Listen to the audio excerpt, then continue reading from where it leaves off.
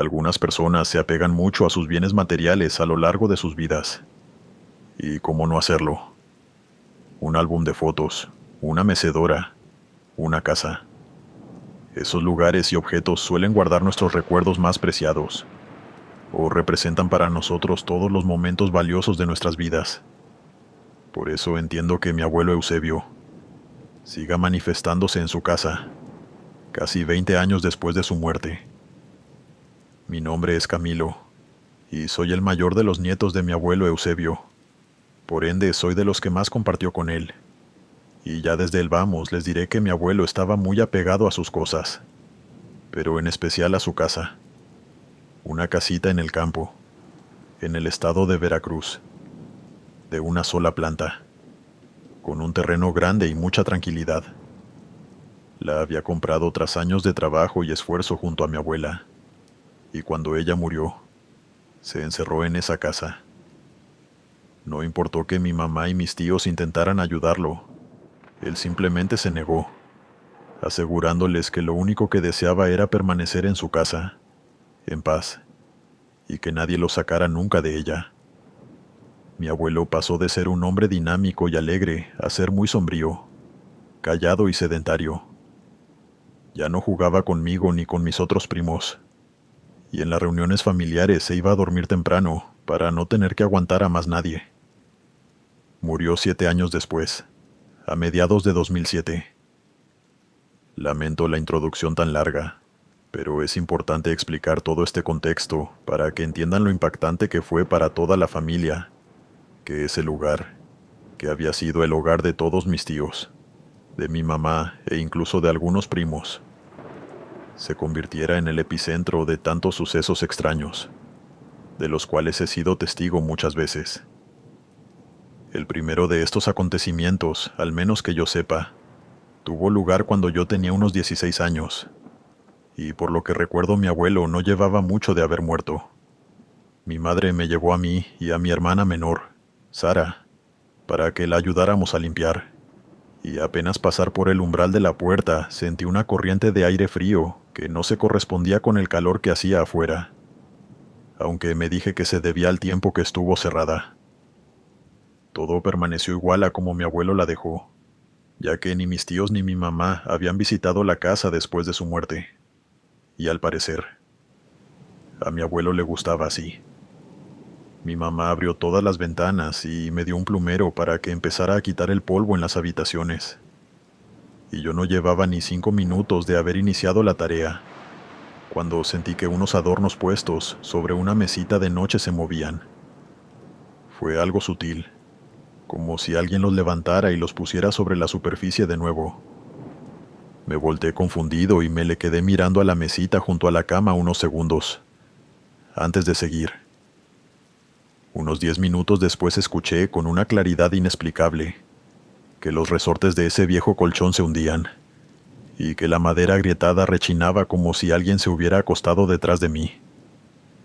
Quise pensar que era mi mamá o Sara, pero ninguna de las dos hubiese entrado sin avisarme.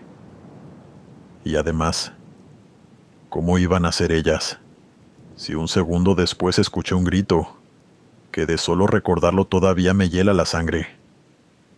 Salí corriendo hacia la puerta, sin voltear ni por un instante hacia la cama, y llegué a la habitación del pasillo del fondo, donde Sara estaba llorando y mi mamá intentaba consolarla. Cuando se calmó nos dijo que sintió como si alguien la agarrara por el brazo y la jalara hacia atrás.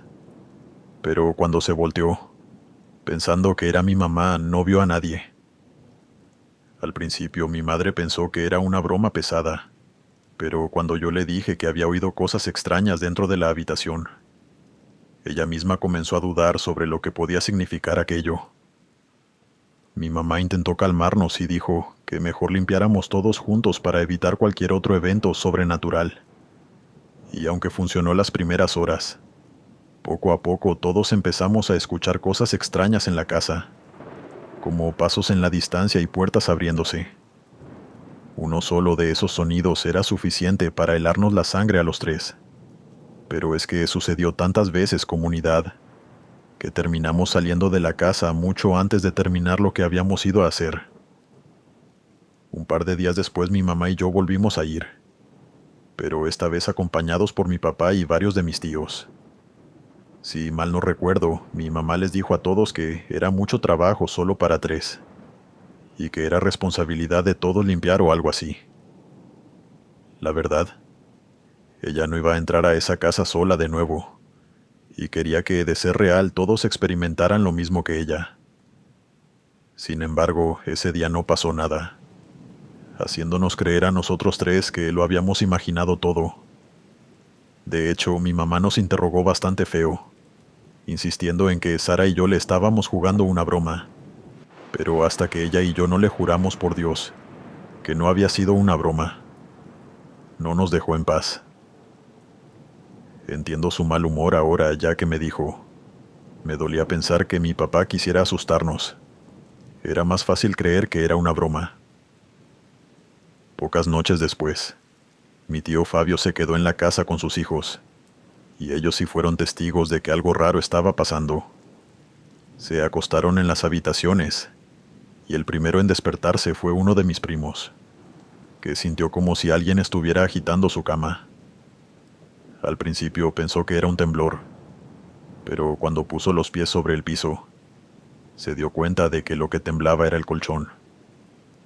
Se volvió a acostar un minuto después, asumiendo que solo había sido una pesadilla, pero aquello se repitió, y esta vez soltó un grito al ver una silueta oscura al pie de la cama, justo frente a la puerta.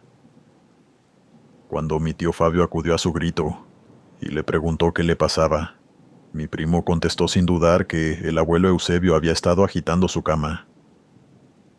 A todas estas, mi tío Fabio estuvo teniendo una pesadilla bastante extraña, en la que su padre, mi abuelo Eusebio, le hablaba y le pedía que dejara la casa tal y como estaba. No quiso relacionar ambas cosas, pero lo cierto es que sentía la casa un poco extraña, demasiado fría, cosa en la que todos tuvimos que darle la razón. Volvieron a acostarse, pero no pudieron dormir, ya que durante toda la noche estuvieron escuchando pasos por el pasillo y en el salón, y el rechinar de puertas que se abrían y se cerraban. Ni siquiera cuando todos se fueron a la misma habitación los sonidos se detuvieron, dejando en evidencia que algo raro estaba pasando en la casa de mi abuelo Eusebio. Todos somos más o menos creyentes en mi familia, aunque claro, nunca falta el escéptico. Y en este caso fue una de mis tías la que no creía posible que su padre, que siempre fue tan dulce y amigable, estuviera pretendiendo asustarlos. Algunas semanas después ella se quedó en la casa, y dado que no tenía auto, le pidió de favor a mi papá que la llevara, ya que ella se encargaría de revisar las cajas y todas las cosas de mi abuelo, para ver qué se podía vender y qué cosas iban a conservar.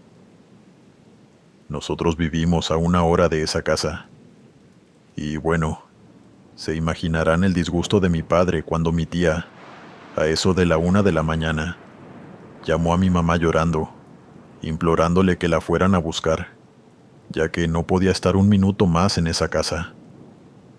Mi papá y yo fuimos a buscarla, y cuando llegamos la encontramos esperándonos en el patio de enfrente. Mi papá no escuchó ni vio nada extraño, pero yo podría jurar por lo que quieran que oí que algo se movía dentro, como si arrastraran un objeto metálico sobre el piso de piedra de la cocina.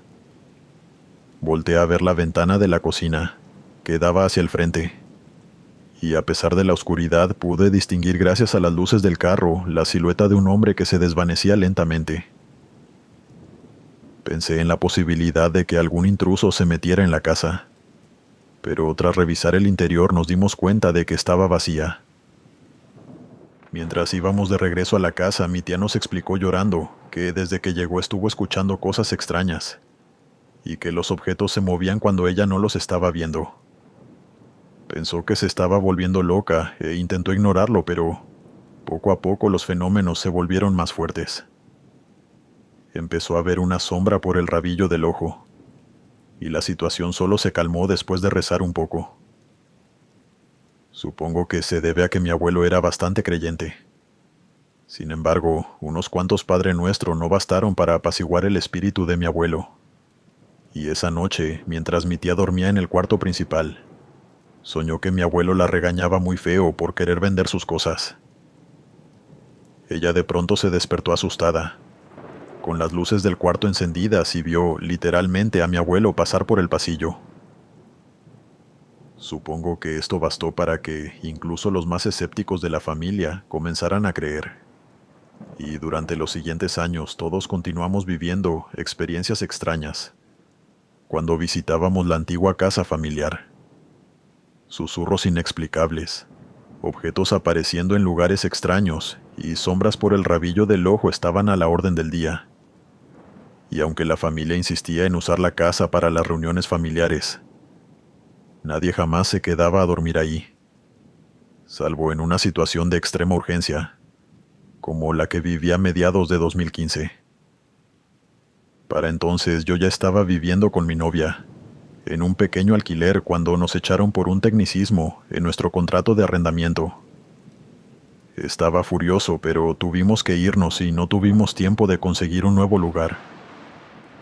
Yo no quería volver a donde mis papás, así que les pedí permiso para quedarme donde mi abuelo.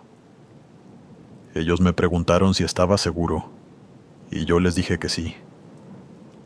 Llegamos al día siguiente con todas nuestras cosas, y le advertí a mi novia y actual esposa, Victoria, que en esa casa pasaban muchas cosas raras. Ella me creyó, y a decir verdad, lo asimiló bastante bien. No se asustó cuando los ruidos empezaron, y en lugar de gritar o espantarse, simplemente me preguntó un par de noches después: «Ese hombre de cabello blanco y lentes, ¿era tu abuelo Eusebio?». Yo jamás se lo describí físicamente, pero cuando le dije que sí, ella me confirmó que lo había estado viendo por el rabillo del ojo todos esos días, y que hacía unos 5 minutos lo vio caminando de una habitación a otra. Me sentí muy mal por haberla involucrado en algo que yo consideraba tan aterrador, pero ella me calmó y me aseguró que estaba bien, ya que no estábamos en riesgo ni nada parecido. Victoria no es medium ni nada de eso, pero de alguna manera logró comunicarse, o más bien, sentir lo que mi abuelo sentía. Me explicó que él no era malo ni quería asustarnos a propósito, pero esa era la única manera en la que podía comunicarse, y es que mi abuelo Eusebio era muy celoso de sus cosas. Estaba apegado a la casa y a todas sus pertenencias, y no quería que ni mis tíos ni nosotros fuéramos a vender sus pertenencias o a romper algo. Comprendí la situación, y en voz alta juré que no haría algo así jamás. No sirvió de nada, ya que durante las 2 semanas que estuvimos allí, seguí sintiendo ráfagas de viento helado a mis espaldas, oyendo susurros incluso cuando la casa estaba sola, y viendo sombras en las puertas. Han pasado los años, y la casa embrujada del abuelo Eusebio sigue ahí, en Veracruz. Mis tías le han hecho limpias, llevado sacerdotes para que la bendigan, y han realizado varios rituales para poder enviar el alma de mi abuelo a descansar. Pero por lo que sé, nada ha funcionado. Yo a veces visito la casa con Victoria, le llevamos flores y rezamos un poco antes de irnos. A medida que me he vuelto mayor, mi fe en mi religión ha aumentado, y he aprendido a reconocer el valor que tiene el descanso del alma. Por eso deseo con todas mis fuerzas que algún día mi abuelo Eusebio vaya a la luz, ya que me consta que él jamás se fue de su casa. Sigue allí, protegiéndola, y solo Dios sabe por cuánto tiempo más. Suscribirte y darle like ayuda mucho a este canal. ¿Te ha gustado y estás disfrutando lo que escuchas en este sector? Te agradeceré que presiones el botón de suscribirse.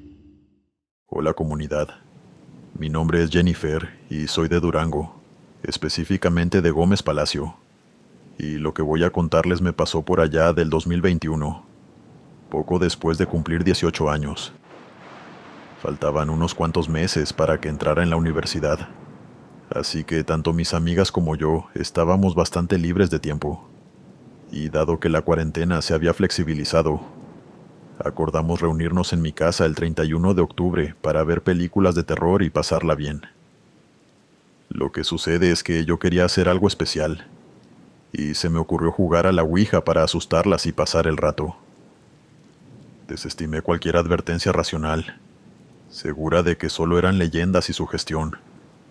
Y cuando leí por internet que los tableros Ouija pueden convertirse en portales que dan paso a entidades que nadie desearía en su hogar, yo pensé que solo eran exageraciones dramáticas.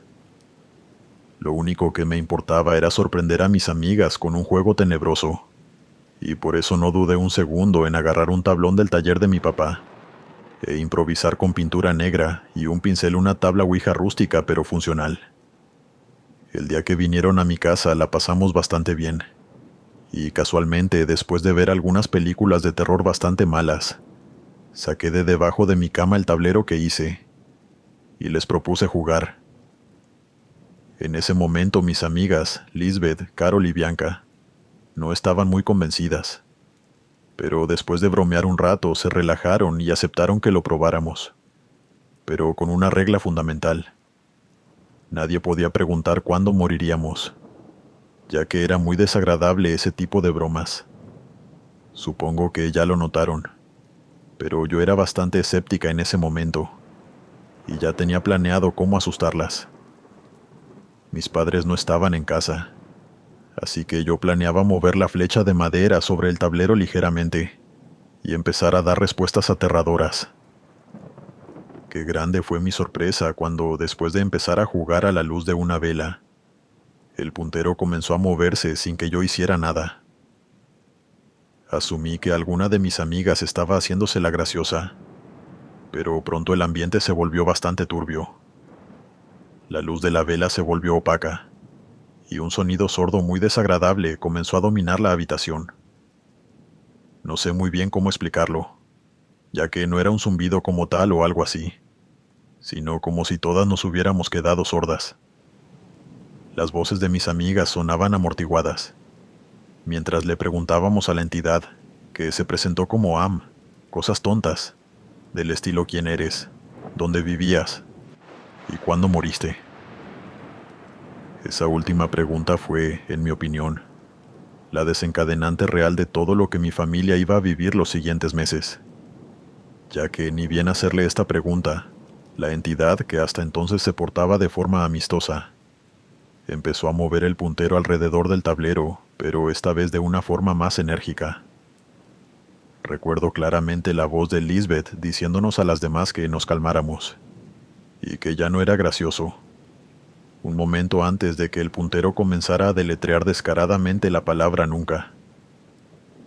Carol se rió con nerviosismo y preguntó si acaso nunca estuvo vivo. Y ni bien decir esto, el puntero señaló la palabra no, antes de que todas escucháramos un gruñido gutural proveniente de la cocina. La vela se apagó, y todas empezamos a gritar. Recuerdo que pateé el tablero con fuerza, antes de salir corriendo de la casa con mis amigas. Y cuando estuvimos afuera, Bianca nos afirmó, llorando y en medio de un ataque de pánico, que alguien la había jalado del cabello. Preguntó muy molesta quién había sido, pero ninguna de nosotras admitió la culpa. Y debo decirles que al principio estaba muy molesta, ya que yo también creía que alguna de ellas estaba haciéndose la graciosa. Pero hoy estoy segura de que ninguna de nosotras la tocó. Al final terminamos volviendo a la casa y para relajarnos un poco nos pusimos a ver videos en YouTube. Cualquier cosa menos terror. No sucedió nada más, y yo terminé botando a la basura el tablero esa misma noche. Sin embargo, todas soñamos cosas extrañas, específicamente, que una silueta muy alta nos envolvía y nos asfixiaba. En principio asumimos que era por el susto que habíamos pasado en la noche, y a la mañana siguiente se fueron. No sabía que, de hecho, las cosas no habían hecho más que comenzar. Al principio solo eran cosas pequeñas. Mi padre me preguntaba cada poco si yo había tomado sus cosas, y es que sus herramientas de trabajo empezaron a aparecer esparcidas por la casa, aunque él no las había dejado allí.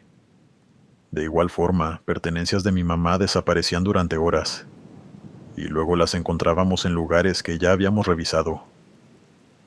Asumimos que uno de los tres estaba jugándonos una broma, pero nadie admitía la culpa. Luego comenzaron los golpes en las paredes, como si alguien estuviera buscando huecos en los muros de mi hogar. Mis padres comenzaron a ponerse nerviosos, ya que no entendían quién podía estar haciendo ese sonido, pues nuestra casa quedaba en un barrio residencial, y lo cierto es que las casas estaban apartadas de las otras. Luego comenzaron los susurros, y yo para entonces no había hecho la relación con la ouija, hasta que empezaron a pasarme cosas concretamente a mí. El primero de estos eventos me pasó un sábado por la noche, mientras veía una serie en la televisión de la sala. Mi mamá estaba en la cocina, y mi padre aún no llegaba del trabajo.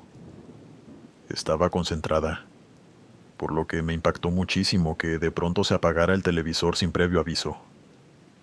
Pensé que se había ido la luz, y por inercia me di la vuelta para ver hacia la cocina, pero noté que la luz seguía encendida. Fue entonces cuando escuché un susurro frente a mí, y cuando me di la vuelta logré ver una sombra pasar rápidamente por enfrente del televisor, rumbo al pasillo que daba a las habitaciones. Solté un grito y comencé a llamar a mi mamá, asegurándole que había visto a alguien entrar en la casa y que ahora estaba en las habitaciones. Pero la puerta de la casa estaba cerrada, así que ella me miró con incredulidad, antes de que el televisor, sin que nadie hiciera nada, volviera a encenderse. Ella me preguntó si acaso estaba jugándole una broma, y juntas recorrimos la casa con un cuchillo en la mano, pero obviamente no encontramos a nadie. Un par de días después me encontraba en mi habitación escuchando algo de música y dibujando sobre mi escritorio, cuando logré distinguir una voz que me llamaba. Asumí que era mi mamá, ya que la voz me sonaba femenina. Me quité los audífonos y me giré hacia la puerta. Por un instante logré ver una mano que sujetaba el marco de la puerta, antes de desaparecer por el pasillo. Me quedé congelada, llamando a mi madre sin moverme del escritorio, y recién cuando ella respondió le pregunté si me estaba llamando, o si estuvo parada junto a mi puerta. Contestó que no, y que no me había llamado en todo el rato que estuvo en la sala. Pasaron un par de semanas, de nuevo, llenas de susurros, golpes en las paredes, y objetos que se perdían y aparecían sin explicación lógica. Yo empecé a tener pesadillas con una niña rubia que aparecía en mi habitación, y comencé a sufrir de parálisis del sueño, aunque no veía nada porque procuraba nunca abrir los ojos. Sin embargo, podía sentir como si alguien se sentara en mi pecho, en mis piernas, o como si intentara asfixiarme. Estaba desesperada y quería detener eso que estaba pasando, pero no sabía cómo. Tras estos eventos que lograron sacarme de mi estado de paz, le pregunté a mis padres si acaso ellos habían visto o sentido algo más aparte de los golpes. Ellos afirmaron que no, y que ni siquiera habían escuchado susurros. Al darme cuenta de que yo estaba siendo el epicentro de más actividad que ellos, recordé esa estúpida sesión de la ouija, y les confesé lo que pasó. Mis padres estaban furiosos, sobre todo mi mamá, ya que ella me había advertido que con esas cosas no se jugaban y todo eso. Le pedí disculpas 1.000.000 de veces, esperando que de alguna manera ella tuviera la solución al problema. Sí, me volví a sentir como una niña pequeña, esperando que sus padres la protegieran de algo que ella no entendía. Muy infantil de mi parte, pero no sabía qué más hacer. Mi madre, por su parte, conversó con algunas amigas, y por recomendación de una vecina, que había escuchado gritos y lamentos provenientes de nuestra casa, terminó llevando a una mujer que hacía rituales de purificación. Me pidió que me fuera de la casa por unas cuantas horas, y se quedó con mis padres. Hoy en día no sé qué hicieron, pero cuando volví, la mujer me dio un sermón muy severo, explicándome que mis amigas y yo habíamos invitado a una entidad muy peligrosa de bajo astral, capaz de hacer daño si se lo permitíamos. Me aseguró que nuestro mayor error fue no cerrar el puente que se abrió con la ouija, y debido a esto dejamos un portal abierto para que la entidad campara a sus anchas. Me advirtió de las consecuencias que un ser así podía traerme, y me aconsejó que jamás volviera a involucrarme con un juego así. Durante varios meses, hasta mediados de julio del año siguiente, las manifestaciones continuaron en mi casa, aunque poco a poco se hicieron más leves. Los susurros sonaban amortiguados, y las sombras que veía de pasada desaparecían al instante. Eventualmente los objetos dejaron de perderse, y antes de darme cuenta, todo lo que estuvimos viviendo parecía una pesadilla lejana. Sin embargo, una noche tuve una última pesadilla, donde una sombra alargada se burlaba de mí y me insultaba, antes de pedirme en un tono burlón que le diera un vaso de agua.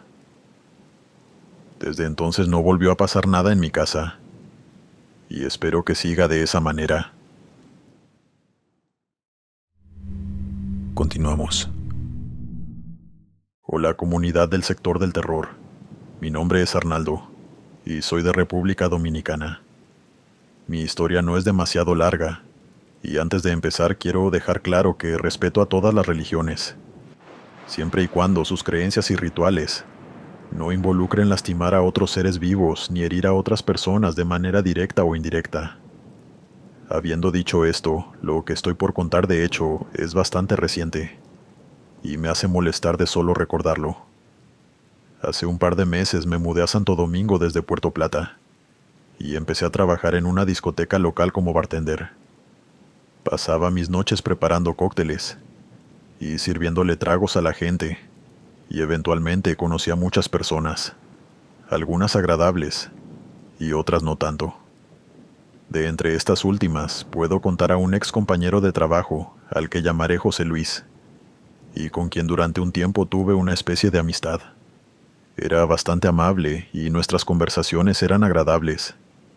Así que cuando me pidió de favor que lo ayudara a llevar algunas cosas a la casa de un amigo, donde se quedaría durante un tiempo, no me negué. Me reuní con él en el lugar al que se mudaría, un edificio bastante viejo de las afueras, y me dijo que teníamos que subir las cajas hasta el piso 2. Me acerqué a su auto, y ni bien abrió la maleta, sentí un olor desagradable, como podrido. Él pareció no darse cuenta, y comenzamos a subir las cajas. Sin embargo, cuando fui a agarrar una en específico, que estaba bien sellada, me gritó que no la tocara. Eso fue bastante raro, ya que él no solía ponerse violento ni de mal humor.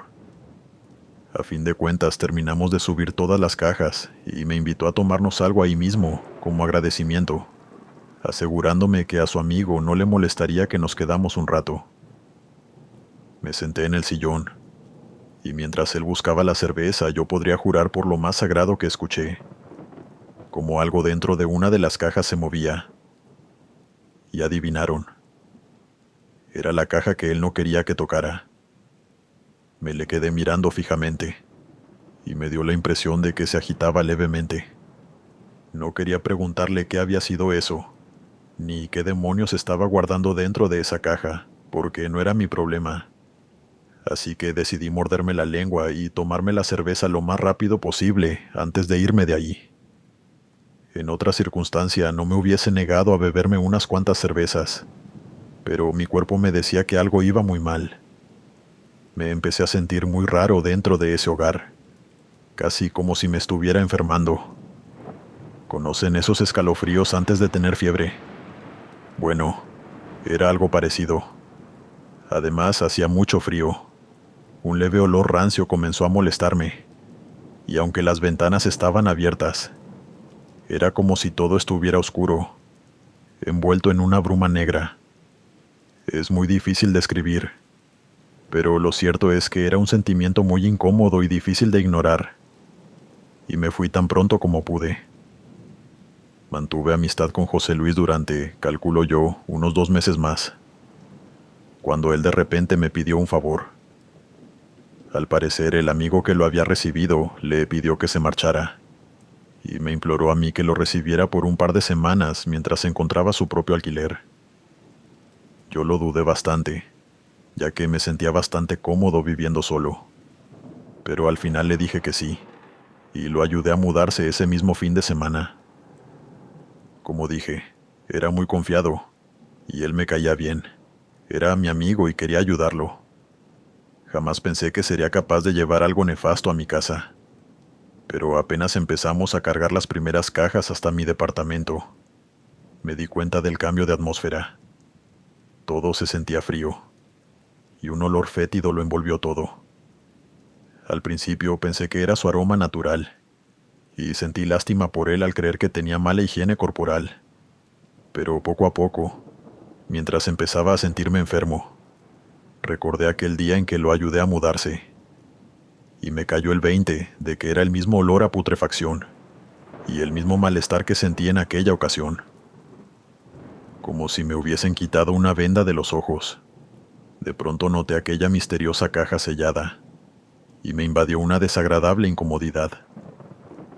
Esta vez sí me atreví a preguntarle qué tenía esa caja, y él, con un tono muy serio, me contestó que era algo muy valioso para él, y como si fuera yo el que se estaba mudando, tuvo la valentía de ponerme una regla: nunca entrar en su habitación. Eso me dio muy mala impresión, pero no quería pelear con él, así que le dije que estaba bien, siempre que respetara las reglas de mi casa. La verdad es que, pese a ser un bartender, me gusta que en mi casa haya paz y tranquilidad.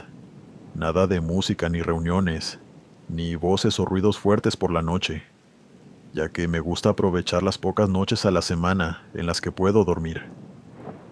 Él aceptó, y así empezó nuestra corta, pero turbulenta convivencia. Durante las próximas horas me sentí bastante extraño, y dado que era mi día libre, me quedé todo el día en mi casa descansando. O al menos fue lo que intenté. La habitación de José Luis quedaba al lado de la mía, y sentí como si estuviera haciendo el mayor de los alborotos, mientras hablaba completamente solo. Esto, sumado a la repentina sensación de fiebre que tuve, convirtió ese día en uno bastante horrible. Esa misma noche, mientras dormía, sentí que alguien caminaba por toda la casa, dando fuertes pisotones. Me preocupó que los vecinos de abajo subieran a quejarse o algo así.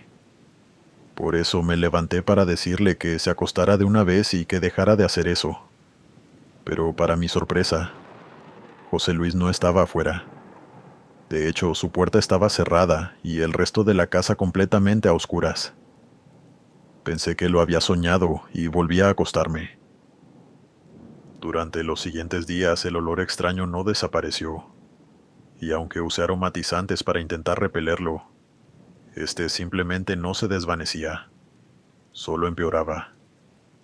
Sin embargo, me terminé acostumbrando relativamente rápido, cosa que no me pasó con el extraño presentimiento de que alguien siempre me estaba vigilando mientras estaba en la cocina, en el baño o en el salón. Daba igual donde me encontrara dentro de mi casa.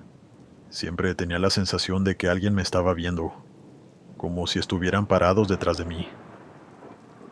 Como si no fuera suficiente, mi apartamento, que siempre fue limpio, empezó a tener la presencia de muchas moscas y pequeñas cucarachas.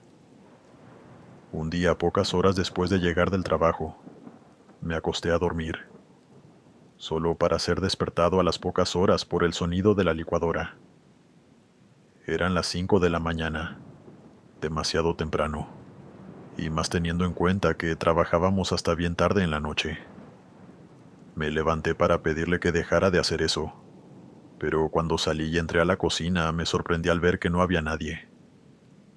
En ese momento, José Luis también salió de su habitación medio dormido, y me pidió disculpas por lo de la licuadora, y me aseguró que no volvería a pasar. Le tomé la palabra y me volví a acostar, pero no me había dormido de nuevo, cuando me di cuenta de lo raro que fue eso, ya que él también estaba en su habitación, y era imposible que hubiese sido él quien encendiera la licuadora. Esos eventos empezaron a enfadarme, Sin mencionar que, ni bien cumplimos una semana juntos, comencé a escuchar susurros molestos detrás de las paredes. Aunque esta vez lo justifiqué como que eran los vecinos o José Luis hablando por teléfono cuando estaba en casa. Al menos eso me dije a mí mismo, hasta que una noche escuché esos susurros dentro de mi habitación, alrededor de mi cama, en completa oscuridad. Obviamente me asusté y salté de mi cama para encender la luz y no vi nada, pero sí escuché varias voces en la habitación de José Luis. Eso me molestó mucho, ya que pensé que tenía muchas personas en su habitación, por lo que salí de mi habitación y, sin pensarlo, abrí la puerta de su cuarto al ver que las luces estaban encendidas. Al otro lado de la puerta me recibió un potente olor a putrefacción, un desorden que rozaba seriamente el de un basurero, con bolsas de delivery y cajas de comida vacías, esparcidas por todas partes. Sin embargo, esto no fue lo que más me impresionó. Ojalá, pero no. Al fondo de la habitación, junto a su cama extendida, vi a José Luis de rodillas, rezando frente a un altar lleno de huesos, velas, y coronado por una calavera que, sinceramente, no hace falta ser médico forense para saber que era humano. Ahí lo entendí todo. José Luis se levantó furioso, gritándome que saliera de su cuarto, pero yo me mantuve firme, diciéndole que tenía una semana para encontrar un nuevo sitio, pero que en mi casa él no seguiría haciendo brujería, o lo que sea que estuviera haciendo ahí. Recién cuando le dije esto bajó la guardia, pidiéndome disculpas e intentó explicarme su religión y todo eso. Pero no quería escucharlo, e insistí en que se fuera de mi casa cuanto antes. En menos de 2 días estaba recogiendo sus cosas y no volví a tener contacto con él. Pero durante esas 2 noches me sentí bastante mal. Quería vomitar constantemente. Me mareaba y mi apetito desapareció. La luz de mi cuarto se encendía y se apagaba sin razón aparente, y empezó a dolerme muchísimo la espalda. Sin duda fueron días difíciles, pero por fortuna, apenas se mudó. Las cosas volvieron a la normalidad, por lo que tengo la certeza absoluta de que todos los sucesos paranormales que viví en mi casa eran ocasionados por los cadáveres que José Luis llevaba a todas partes. A día de hoy no tengo idea de dónde sacó esos huesos, ni conozco bien la religión que practica, por lo que no quiero dar explicaciones en caso de equivocarme, pero, desde mi perspectiva, algo maligno estuvo habitando mi casa, y me alegra mucho que ya no esté aquí.